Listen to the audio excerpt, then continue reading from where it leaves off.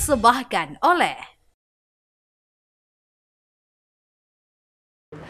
Halo, Assalamualaikum warahmatullahi wabarakatuh. Kembali lagi saya Sima Perwira bisa menemani Anda semuanya. Kali ini berbeda, yaitu di podcast Ruang Publik TV 9 dipersembahkan oleh DPRD Jawa Timur. Dan di tema kali ini, pemirsa, saya akan ngobrol-ngobrol tentang bagaimana pengembangan madrasah kita, terutama di Jawa Timur ya. Tentunya ini bisa kemudian merata begitu. Jumlahnya, kualitasnya, infrastrukturnya, layanannya, dan lain sebagainya. Tapi saya nggak akan ngobrol sendirian, pemirsa. Saya akan ngobrol bersama tentu saja dengan narasumber dari Komisi E DPRD Jawa Timur, yaitu ada Ibu Hikmah Bafakih MPD dari fraksi PKB. Assalamualaikum Ibu. Waalaikumsalam warahmatullahi wabarakatuh. Apa kabar Sima? Alhamdulillah baik Ibu. Cantik sekali. Masya Allah, Ibu juga nggak kalah cantik dong. Dan ketularan cantiknya ya. Kebalik Bu, kebalik. Oke Bu, kita kan sekarang ngomongin soal madrasah di Jawa Timur Bu ya. Kalau saya sih Bu, kebetulan kan saya nih domisilinya di Madiun. Saya melihat madrasah di kota saya nih fine-fine aja sih Bu. Paling itu yang unggulan. Oh gitu ya Bu ya? Iya. Oh, jadi kalau misalkan di daerah-daerah lain tuh berbeda Bu?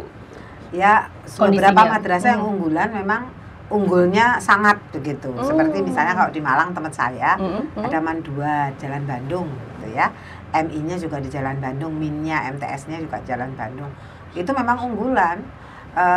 Kalau dibandingkan dengan madrasah lain kondisinya itu bainas sama was sumur ya. Apa itu Bu maksudnya? Sama itu langit, sumur itu di bawah. Oh, gitu. bagikan langit dan bumi. Ya, begitulah kira-kira. Jadi jauh. Nah, secara rata madrasah itu yang hendak kita soroti di ngobrol-ngobrol kita kali ini tuh kita bandingin antara situasi dan kondisi real madrasah dengan sekolah umum.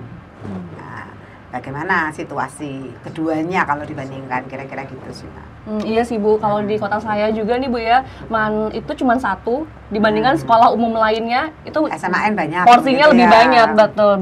Nah ini dari kenapa, sisi jumlah aja sudah terlihat berbeda kan? Iya sih Bu, benar. Nah ini kenapa yang menjadi fokusnya Ibu dari fraksi PKB juga dan dari Komisi E DPRD Jawa Timur untuk diperjuangkan Ibu? Ya.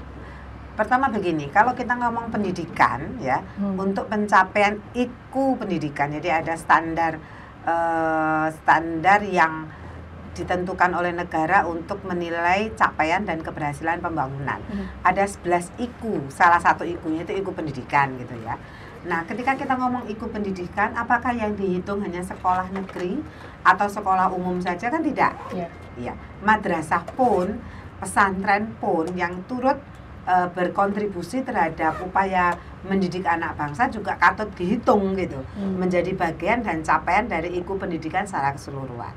Nah, karenanya menjadi agak mengherankan ketika kemudian respon yang diberikan oleh pemerintah pusat maupun daerah ya terhadap madrasah dan sekolah ini berbeda. Padahal ini sama-sama memiliki fungsi yang kuat untuk mendidik anak bangsa. Ya, apalagi yang SMA ke bawah itu kan pemenuhan wajar Dikdas 12 tahun ya. Jadi ya sangat wajib untuk diperhatikan, mau madrasah mau sekolah sama-sama harus diperhatikan dengan baik mestinya begitu. Artinya ini sebenarnya sudah lama diperjuangkan Bu ya? Iya. Tapi sampai sekarang bagaimana? Ini kan kementeriannya memang berbeda ya.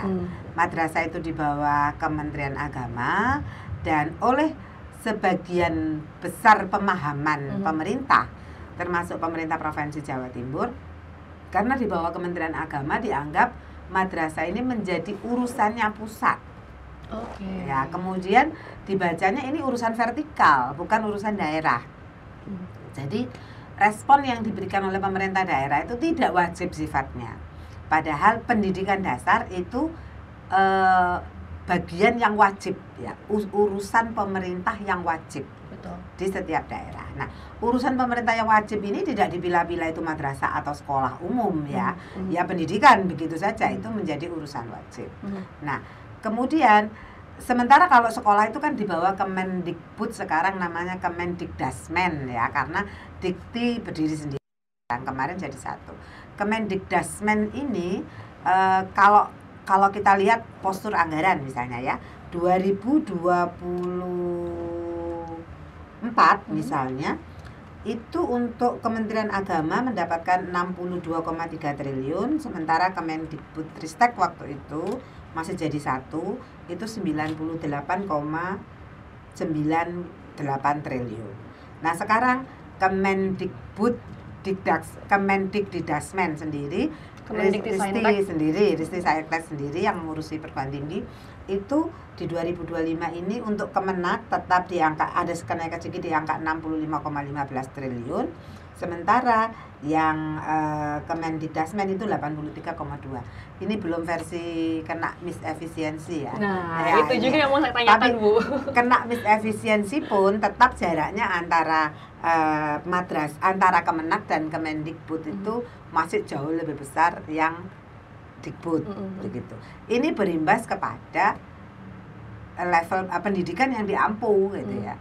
Yang diampu oleh Kemendikbud pendidikan umum baik negeri maupun swasta, sementara yang diampu oleh Kemenak itu madrasah baik negeri maupun swasta. Akhirnya berbeda. Gitu. Berbeda untuk soal anggaran, misalnya akses anggaran apa aja yang berbeda. Kalau BOS pasti sejumlah BOSNAS ya. Itu pasti sejumlah siswa. Yang berbeda mungkin tata kelolanya. Konon kata teman-teman yang menyampaikan ke kami, melakukan audiensi ke kami, BOS yang di madrasah-madrasah itu relatif lebih lama pencairannya dibanding yang di sekolah umum. Diskriminasinya real. Ya, kalau itu di tata laksana ya, kalau jumlahnya sama. Kemudian yang lain, PIP misalnya. PIP itu bantuan pemerintah untuk program Indonesia Pintar bagi anak tidak mampu ya. Di sekolah negeri itu sejumlah siswa.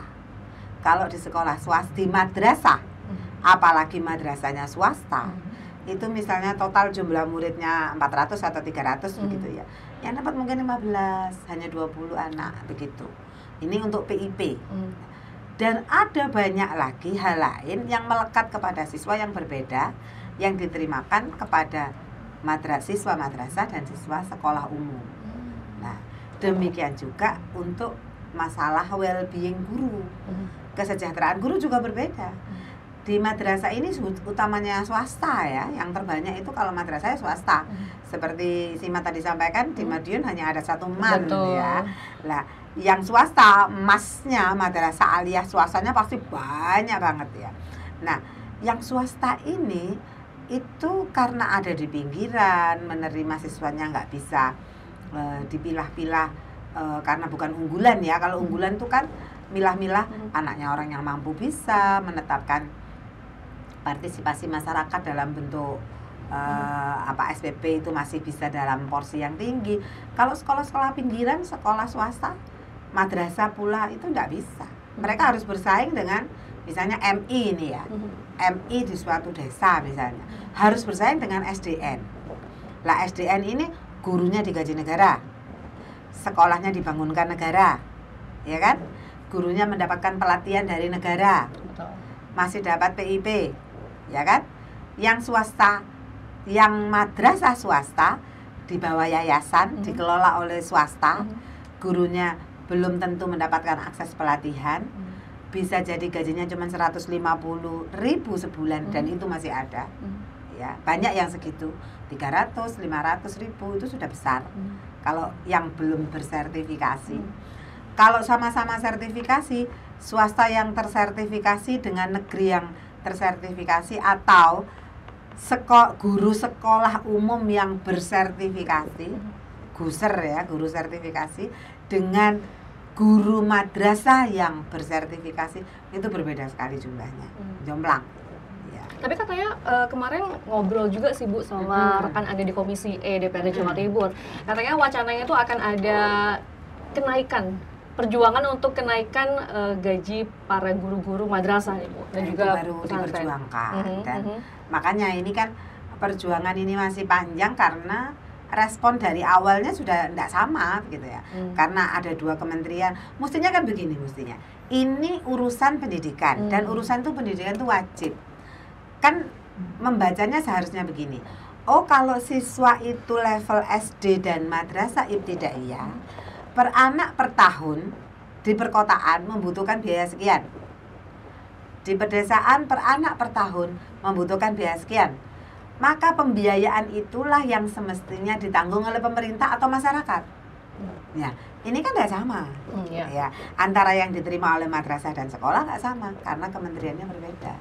Ya, yang didapatkan dua kementerian ini juga berbeda. Tidak dihitung jumlah siswa yang belajar di situ, begitu ya. Ini problem yang terus-menerus terjadi, yang menyebabkan kesenjangan antara sekolah dan madrasah itu terus-menerus terjadi, begitu. Berarti kalau saya boleh menyimpulkan, permasalahan intinya tuh ada pada anggaran dan juga tupoksi yang seharusnya bisa diambil alih oleh pemerintah daerah Provinsi Jawa Timur, begitu Bu? Biar bisa bukan tupoksinya ya, tapi begini. Mengapa sih pemerintah Provinsi Jawa Timur masih menganggap madrasah itu tidak bisa diurus oleh APBD provinsi? Padahal senyatanya begini, ada sebentar saya cari ya, revisi Permendagri nomor 15 tahun 2023 tentang RAPBD. Jadi setiap tahun ketika kita menyusun APBD provinsi itu selalu ada pedoman dari Permendagri. Ini ada revisi per tahun 2023 nomor 15, disebutkan begini. Pemerintah daerah dapat menyediakan alokasi anggaran dalam bentuk program kegiatan, subkegiatan dan sebagainya dengan kode rekening hibah pada SKPD terkait sesuai dengan tugas pokok fungsi masing-masing. Kepada siapa itu disebutkan? Ini di poin W ya, di poin W dari Permendagri itu. Yang pertama disebutkan untuk Palang Merah Indonesia. Yang kedua disebutkan untuk pelayanan pendidikan di bawah Kementerian Agama. Masih disebutkan untuk apanya di Kemenak, boleh di madrasahnya, boleh di pesantrennya, boleh untuk siswanya, boleh untuk gurunya, boleh untuk pengawasnya. Tidak fokus berarti Bu ya? Ya, bukan tidak fokus, artinya boleh begitu loh. Artinya Permendagri ini mengizinkan, membolehkan pemerintah provinsi atau kabupaten kota mengintervensi merespon kebutuhan madrasah. Tidak ada halangan. Tapi mengapa kemudian banyak ya masih ketakutan, dianggap ini miliknya pusat, tidak boleh diintervensi oleh daerah. Pemahaman yang kayak gitu tuh masih berkembang gitu loh, Dek. Nah, saya mau contohkan, ini terpaksa aja kita ngomong ya, waktu kita Komisi kedatangan AKMI, Asosiasi Guru Madrasah Indonesia, dan Perkumpulan Guru Madrasah Indonesia, PGMI ya, AKMI dan PGMI. Dari PGMI yang waktu itu yang datang adalah ketua level nasionalnya, ketua pusatnya. Kebetulan beliau orang Jawa Barat. Beliau menyampaikan bahwa belajar dari Jawa Barat sejak Gubernur Aher. Pak Aher itu zaman kapan ya? Lama banget ya. Sampai Kang Deddy sekarang ini madrasah diberikan anggaran Bosda. Artinya kalau di Jawa Barat bisa, tidak pernah menjadi temuan BPK, fine-fine saja. Kenapa Jawa Timur takut itu akan menjadi temuan BPK? Begitu loh. Apalagi sudah ada regulasi. Sama-sama, apalagi jelas sekali ini Permendagrinya membolehkan. UU Sisdiknas juga tidak membedakan. Di UU Sisdiknas itu disebutkan begini, nomor 20 tahun 2003 ya, UU Sisdiknas itu pasal 11 ayat 1. Pemerintah dan pemerintah daerah wajib memberikan layanan dan kemudahan serta menjamin terselenggaranya pendidikan yang bermutu bagi setiap warga negara tanpa diskriminasi. Maknanya apa coba tanpa diskriminasi? Ini kalau tadi Permendagri ini lebih tinggi lagi UU ya, Undang-Undang Sisdiknas. Kalau tidak boleh ada diskriminasi itu artinya embu anak iku sekolah di madrasah, embu sekolah di sekolah umum, embu negeri, embu swasta mestinya mendapatkan layanan tanpa diskriminasi. Sementara sebagian saja baru yang saya paparkan tentang kesenjangan seperti yang tadi sudah saya paparkan, Mbak Sima, itu nampak sekali kan diskriminasinya, senjangnya gitu ya. Nggak usah muluk-muluk dari dalamnya Bu ya, dari luar jumlahnya aja udah jelas kalah berbeda. Betul, begitu. Padahal sebenarnya kalau dilihat dari kualitas ya pemirsa dan juga Ibu, madrasah tuh punya kualitas karena lebih bagus menurut saya karena jam belajar untuk mengetahui dan menimba ilmu agamanya tuh lebih besar. Otomatis ini kan juga berpotensi untuk mencetak generasi-generasi yang robbani, berakhlak islami juga. Yang itu sekarang menjadi problem ya bagi generasi kita, sampai ada Betul, yang Ibu. dibawa ke barak militer segala ya. Jadi apakah Jawa Timur akan menyusul Ibu? Ya, jadi intinya adalah bahwa madrasah pasti punya keunggulan. Bukan berarti sekolah tidak unggul ya. Bukan berarti sekolah umum tidak unggul. Ada juga yang mengatakan madrasah ini susah unggul karena terlalu banyak pelajaran. Ada juga yang mengatakan begitu. Pelajaran umumnya sama dengan sekolah umum, masih ketambahan fikih, akidah akhlak, bahasa Arab. Kalau di umum kan cuma pendidikan agama begitu ya. Pendidikan agama Islam, agama Hindu gitu aja kalau yang di umum. Kalau ini kan ada bahasa Arab, fikih, ada akidah akhlak, ada macam-macam. Nah, ini yang katanya terlampau berat. Ada juga yang menyampaikan, menarasikan seperti itu. Tapi kita lihat bahwa sebetulnya anak-anak menjalaninya dengan baik-baik saja. Selama itu dikelola dalam proses belajar mengajar yang baik, saya pikir fine, tidak ada problem gitu. Tentang muatan kurikulum yang cukup meluas di level madrasah ini. Baik. Kalau dilihat dari secara utuh Jawa Timur sendiri, Bu, tadi kan saya sudah sempat kasih sedikit gambaran mengenai kondisi madrasah di tempat saya, juga di tempat Ibu. Kalau di Jawa Timur sendiri seperti apa? Apakah ketimpangan dan juga tantangan yang dihadapi oleh madrasah kini di Jawa Timur itu sama terkait dengan adanya ketimpangan fasilitas, jumlah dan lain sebagainya? Sama. Setidaknya ada 3 ketimpangan. Kesenjangan itu bersumber pada 3 hal. Pertama, kualitas pendidikan. Ya, kedua pada infrastruktur. Yang ketiga pada kesejahteraan guru. Nah, kita satu persatu ya. Yang kualitas pendidikan itu pada apa? Akses pelatihan. Akses pelatihan yang diterima oleh guru madrasah dan sekolah umum itu berbeda. Banyaknya, kualitasnya. Kalau guru umum itu sering banget pelatihannya. Karena anggaran untuk itu tercukupi.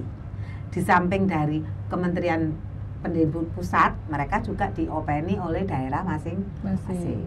Kalau madrasah ini sudah dari Kemenak gak banyak, oleh pemerintah daerahnya dianggap uang pusat dirimu, aku nggak perlu ngopeni, kan begitu kira-kira ya. Ini akses pelatihan. Yang kedua, pengembangan kurikulum. Yang ketiga, digitalisasi pendidikan.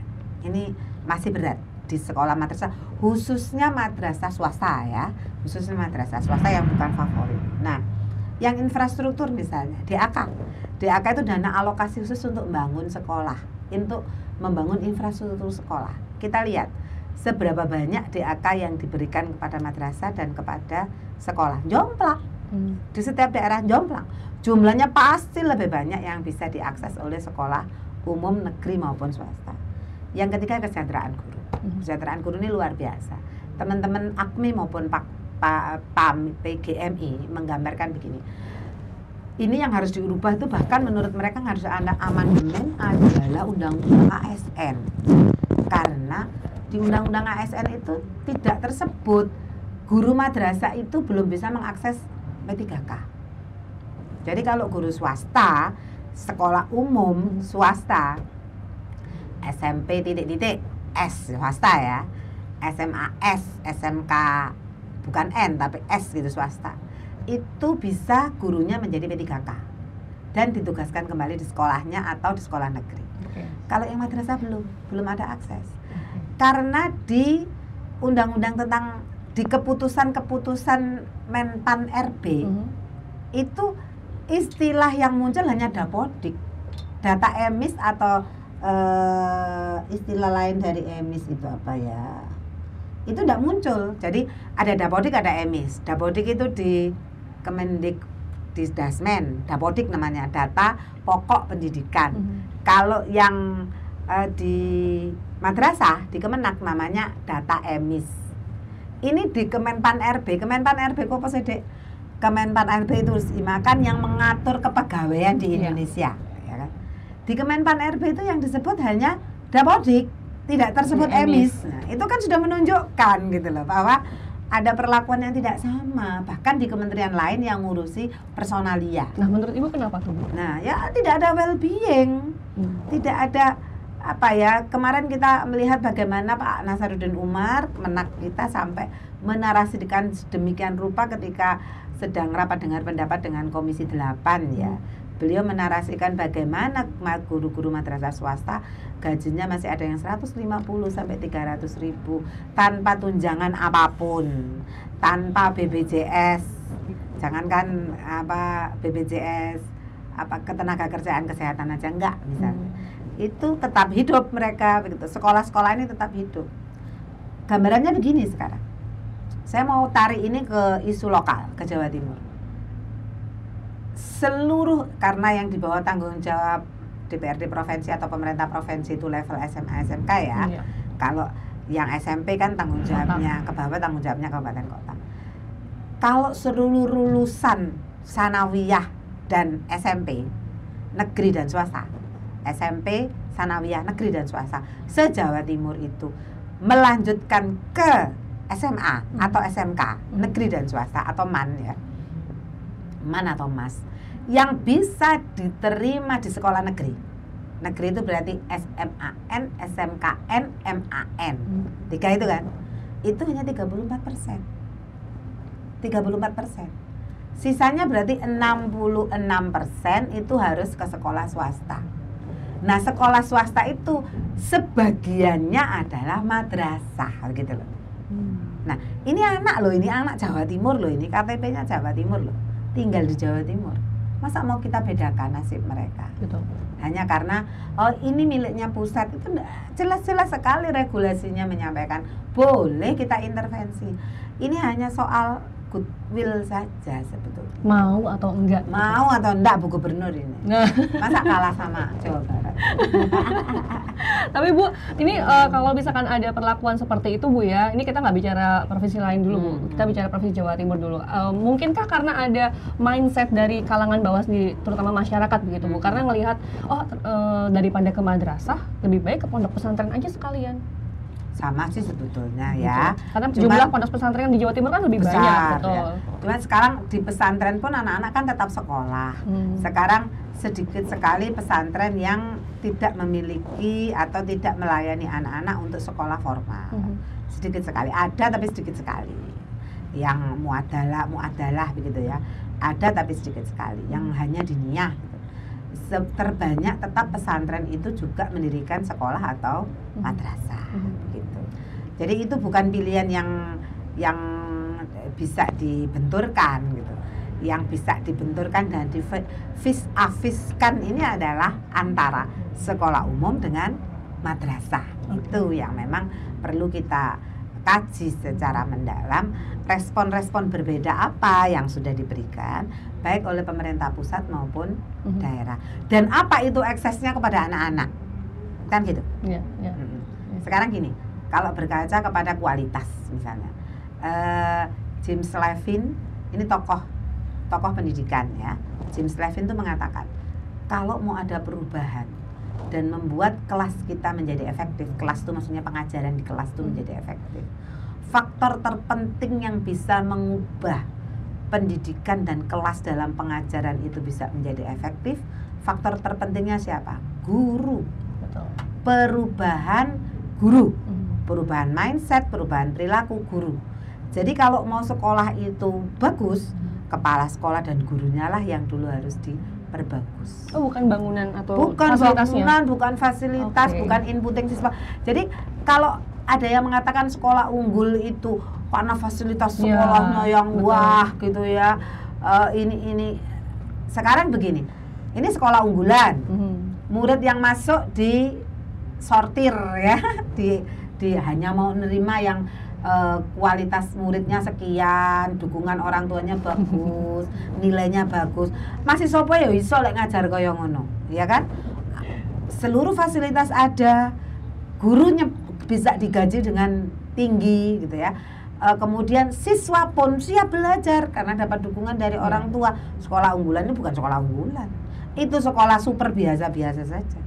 Sekolah unggulan itu kalau tidak pernah melakukan filter terhadap input siswanya, siswa dengan kondisi kayak gimana pun diterima, anak berkebutuhan khusus diterima asal memang layak didik ya, karenanya menjadi sekolah inklusi misalnya. Anak miskin diterima, anak siapapun diterima. Lalu kemudian dididik dengan baik dan berhasil menjadi siswa yang memiliki kompetensi sesuai dengan kemampuannya masing-masing. Nah itu baru sekolah unggulan. Itu baru sekolah. Dan yang mau begitu itu sekolah swasta, khususnya madrasah. Yang mau ikhlas sampai pada taraf itu tuh sekolah swasta dan lebih khusus lagi madrasah. ketika rame-rame sekolah inklusi, sekolah negeri itu mulet diminta untuk membuka diri pada anak-anak ABK berkelayakan ya. Mereka pada bela, banyak yang protes. Madrasah nggak pakai diperintah dari dulu, asal ada tetangga madrasahnya anak berkebutuhan khusus, ya diambil, ya masuk sekolah. Kenapa? Karena pertimbangannya hati nurani. Biasanya juga di madrasah-madrasah kita itu tidak hanya tidak bayar SPP, kadang-kadang dikasih juga uang sama pengurus yayasan. Karena ini betul-betul anaknya orang tidak mampu untuk transport, untuk beli seragam, beli buku dan sebagainya. Dan kejadian kayak gitu masih banyak. Baik, berarti langkah konkretnya dari Komisi E sendiri dan juga dari fraksi PKB terutama Bu ya. Ini apa Bu selanjutnya nih? Memperjuangkan yang mana dulu? Iya, 2021 Sima kita sudah pernah bisa memposting BPOPP untuk madrasah aliyah. Pernah. Waktu itu semula 8 bulan, lalu berakhir hanya 3 bulan. Ya memang waktu itu masih ada sedikit masalah juga di Kanwil Kemenak dan madrasah-madrasah kita karena ketidaksiapan data. Cuman kemarin Komisi E sudah mengajak rakor bersama antara Dignas dan Kanwil Kemenak Jawa Timur untuk menerima tamu dari AKMI dan PGMI tadi, dan kepada keduanya Kanwil Kemenak maupun Dignas Provinsi Jawa Timur kita minta untuk bertemu rutin minimal 3 bulan sekali untuk update apapun lah. Misalnya bikin pelatihan bersama untuk guru dan sebagainya. Lalu kami Komisi E khususnya tentu saja dari fraksi Partai Kebangkitan Bangsa ya, punya tekad yang kuat. Kita akan ajak kawan-kawan fraksi lain untuk memperjuangkan agar entah itu APBD perubahan 2025 atau kalau tidak mungkin ya murni 2026 mulai rutin lagi diberikan BPOPP untuk madrasah baik negeri maupun swasta. Yakin mampu lah. Baik. Provinsi lain dengan konfigurasi anggaran yang hampir sama dengan kita itu lo mampu tiap tahun memberi. Kenapa kok kita tidak gitu ya? Memang tidak bisa tiap tahun sih karena kalau hibah kan skemanya 2 tahun sekali. Tapi itu sangat membantu. Nah, gini lagi, insight yang bagus ya, best practices ya dari beberapa daerah kabupaten kota di Jawa Timur. Pasuruan itu sejak dulu ngasih bosda untuk madrasah. Bentuknya macam-macam. Nah, Lumajang juga pernah ngasih di masanya Mas Torik, nggak tahu sekarang diteruskan apa enggak. Nah, kemudian di Kabupaten Malang kemarin kita curi dengar dari Bapak Bupati akan ada upaya pemberian insentif bagi guru madrasah non sertifikasi. Kan bagus ya? Ya. Artinya supaya nggak senjang-senjang banget loh. Yang sertifikasi wis kelunting oleh duit gitu ya dari pemerintah. Yang non sertifikasi ini nggak dapat sama sekali, itu ada insentif tambahan dari pemerintah daerah. Nah yang kayak gini-gini itu bisa diupayakan sebetulnya di level pemerintah kabupaten kota maupun provinsi. Kalau provinsi sih kita tetap ingin skemanya dalam bentuk bosda atau BPOPP. Baik. Tapi Bu, kalau misalkan nanti sama-sama diperjuangkan ya antara SDM, maksudnya dari tenaga pendidiknya juga, kualitas kurikulumnya juga, khawatirnya Bu, bukan khawatir sih, tapi lebih tepatnya bagaimana kemudian bisa berjalan beriringan begitu ada sertifikasi tadi dari Kemenak begitu ya untuk para tenaga pendidik, tapi kualitasnya juga tetap sama. Jangan sampai nantinya guru madrasah fokus pada syarat administrasi tapi lupa untuk mengajar anak didiknya dengan kualitas yang prima gitu Bu. Ya, masalah berat di administrasi itu mau kurikulum jenis apapun kok ya sama ya. Kurikulum zaman apa dulu K13, kemudian kurikulum merdeka yang tidak memerdekakan itu ya. Sampai sekarang kan mau di blending itu ya. Kita enggak tahu di blending itu masih penuh enggak beban administrasinya. Sebetulnya sampai kapan sih guru-guru kita itu masih harus heavy di aspek administrasi pendidikan dibanding bertemu dan berinteraksi dengan anak-anak. Ini ya PR, menyederhanakan. PR judulnya menyederhanakan. Katanya sudah digitalisasi, tapi aduh kenapa kok susah banget gitu ya. Tadi itu James Levin mengatakan kan, kalau gurunya sejahtera, kalau gurunya berubah, maka kelasnya akan efektif. Lah, gimana guru bisa berubah dan memiliki perubahan pandang terhadap cara mendidik dan meningkatkan kapasitas kalau kesejahteraannya juga tidak diperhatikan. Kan susah ya, kita nuntut guru untuk tolonglah kalau ngajar itu jangan ini, mesti sabar, mesti sepenuhnya, mesti kompeten, mesti profesional sesuai dengan bidang studi gitu. Tapi di sisi lain kesejahteraan mereka tidak kita perhatikan, itu kan juga tidak fair namanya. Betul. Ya. Betul. Terus kemudian para tenaga pendidik ini apa yang harus dilakukan oleh mereka juga nih? Kan sudah diwakilkan juga nih oleh Ibu untuk menyuarakan kesejahteraan mereka dan juga madrasah yang ada di Jawa Timur. Lalu dari tingkat lembaga pendidikannya sendiri atau madrasahnya sendiri ini apa yang harus dilakukan supaya mereka juga bisa fight gitu Bu? Saya sering sekali saya sampaikan kepada yayasan pengelola lembaga pendidikan, baik itu sekolah swasta maupun madrasah swasta. Saya sering sampaikan jangan juga terlampau bergantung. Kan ketika beritikat berniat untuk mendidik warga bangsa ya, anak bangsa untuk menjadi anak yang kamil, yang berakhlakul karimah, itu sudah ada niatan yang kuat untuk melakukan itu, apapun kendalanya ya harus diatasi gitu. Jadi mereka kepada yayasan-yayasan swasta ini kita minta juga untuk fight gitu, untuk punya ketahanan menghadapi segala kendala ya. Tuntutan kurikulum yang terus bertumbuh, ada tuntutan kompetensi yang juga terus bertumbuh bagi guru, ya harus dikejar semaksimal yang bisa dilakukan. Cuman begini, yang perlu diingat, keunggulan kompetitif sekolah itu tidak hanya kepada aspek-aspek fisik.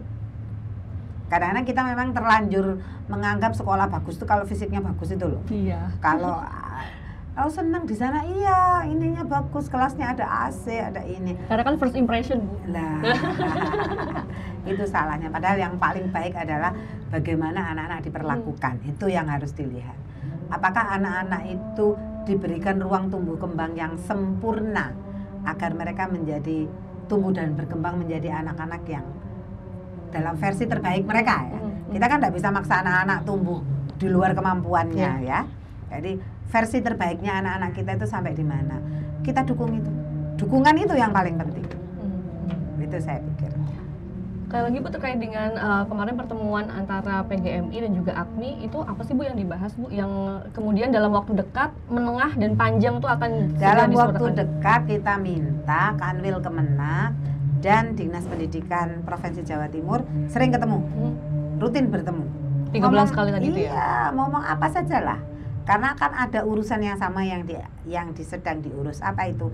Anak berKTP Jawa Timur. Orang tuanya berKTP Jawa Timur. Kalau kami levelnya SMA ya, SMA SMK.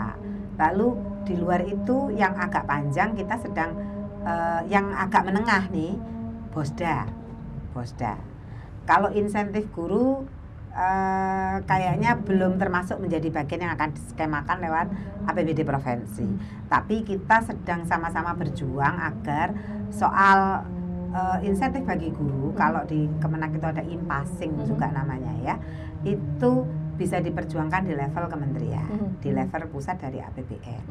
Itu sih kalau termasuk perubahan amandemen Undang-Undang ASN untuk akses menjadi P3K atau ASN bagi guru swasta, madrasah swasta. Baik. Untuk kurikulum sendiri Bu, dalam jangka waktu dekat ini apa yang perlu diperbaiki? Sekarang kan berubah lagi Bu ya, kurikulumnya udah bukan merdeka lagi. Kalau kurikulum kewenangan pusat, kita tidak bisa ikut banyak cawe-cawe ya, kita given aja. Cuman kan selalu ada porsi di mana setiap sekolah, setiap kelas boleh mengembangkan metodenya gitu ya. Kurikulumnya bisa sama, deep learning, mata pelajarannya bisa sama, tapi kalau diberikan dengan metodologi berbeda, hasilnya juga bisa berbeda kan? Ya. Di metodologi, di bagaimana meramu dan mendesain pembelajaran, itu bergantung kompetensi guru. Baik. Ini kan sudah disuarakan juga oleh Bu Hikmah ya. Terus juga para madrasah juga sudah mulai fight. Tapi kan mereka juga perlu ada kesiapan Bu. Untuk bisa menerima tadi ya Bosda atau apapun itu fasilitas-fasilitas yang bisa membantu pengembangan madrasah di Jawa Timur khususnya. Ini bagaimana kemudian para madrasah-madrasah ini bisa dikategorikan sebagai madrasah yang siap untuk akan hal itu Bu? Terutama di kelembagaan Kementerian Agama ya. Kalau kami di Kanwil Kemenak, kalau kabupaten kota di kantor Kementerian Agama Kabupaten Kota. Tolong data. Sekali lagi data. Data di emis itu sekian waktu lampau masih agak berantakan. Tapi konon klaimnya Kanwil Kemenak kemarin sekarang sudah jauh lebih rapi konon katanya begitu. tentu harus kita recheck ya, karena kita kemarin juga sempat mendapatkan sorotan dari inspektorat ketika 2021 mempostingkan BPUPP untuk madrasah aliyah itu ada problem di data. Gitu. Hanya data saja yang perlu dipersiapkan? Ya itu, kalau yang lain apa ya, nggak ada lah. Yang penting datanya akurat, karena kalau yang lain ini kan bantuan ya, hibah ya. Kalau datanya ada, anaknya betul-betul memang ini. Nah yang kedua tentu pengelolaan anggaran itu digunakan sesuai dengan aturan dan peruntukannya, itu yang terpenting. Menyelesaikan dengan LPJ yang benar gitu ya, supaya kemudian tidak ada monitoring yang menyatakan salah terhadap penggunaan BPUPP di tingkat madrasah misalnya. Baik, kalau studi kasus di dapilnya Ibu sendiri nih Bu, apakah ada madrasah dan juga madrasah negeri dan juga swasta maksudnya yang juga ikut resah begitu Bu akan adanya ketimpangan ini? Banget. Kayaknya ini suara nasional deh.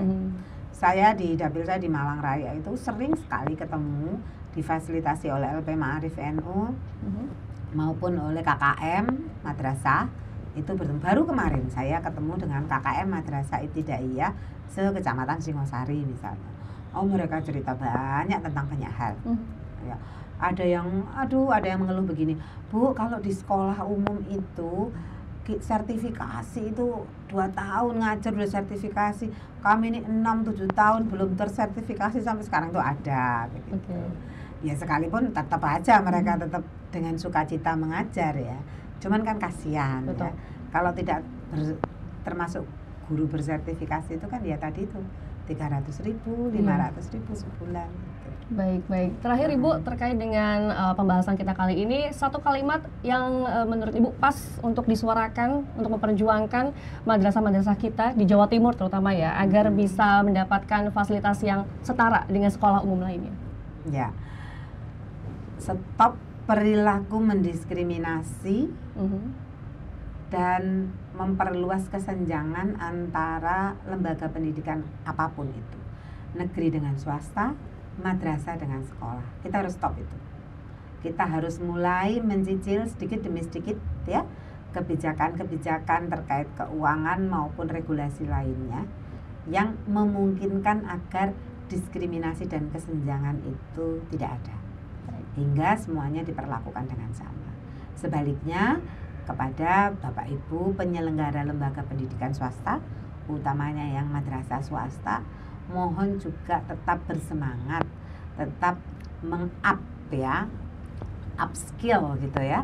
Gimana caranya tetap kompetensi pengelolaan kelas dan pengelolaan sekolahnya ditingkatkan dengan segala keterbatasan. Baik, terima kasih Ibu. Sama-sama Sima, Hikmah Befakih, MPD dari Komisi DPRD Jawa Timur, fraksi PKB, sudah menyuarakan kepada masyarakat Jawa Timur, terutama juga untuk pemerintah Provinsi Jawa Timur Bu ya, untuk nge-push adanya regulasi biar ada kesetaraan begitu ya, antara madrasah dengan sekolah umum lain ya. Sekali lagi terima kasih Ibu rawuhnya. Kita ketemu lagi di episode selanjutnya ya. Tentu. Siap kalau begitu. Terima kasih. Baiklah pemirsa, tadi sudah disampaikan ya terkait dengan apa yang sudah disuarakan oleh Ibu Hikmah terkait dengan pengembangan madrasah di Jawa Timur. Semoga dengan apa yang disampaikan oleh Ibu Hikmah tadi bisa memberikan semangat kepada Anda masyarakat Jawa Timur untuk bisa lebih menyejahterakan lagi madrasah di level bawah dulu minimal ya, karena kalau misalkan di level atas urusannya Bu Hikmah. Saya Sima Perwira pamit, sampai jumpa di podcast Ruang Publik TV 9 Nusantara dipersembahkan oleh DPRD Jawa Timur selanjutnya. Dadah.